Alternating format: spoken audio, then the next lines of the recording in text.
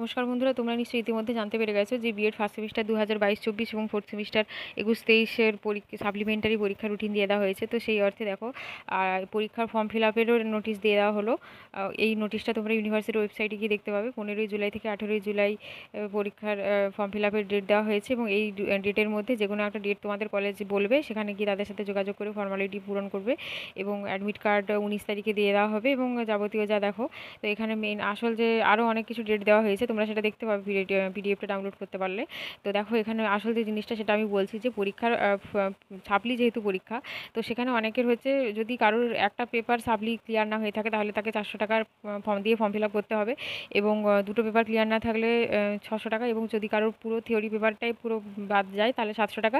এবং যেহেতু সে প্র্যাকটিকাম পরীক্ষা দিতে হবে এবং সেখানে এক্সটার্নালের অনেক ব্যাপার থাকে, সেই জন্য এক্সট্রা 200 টাকা দিয়ে 900 টাকা ফর্ম ফিল আপ করতে হবে।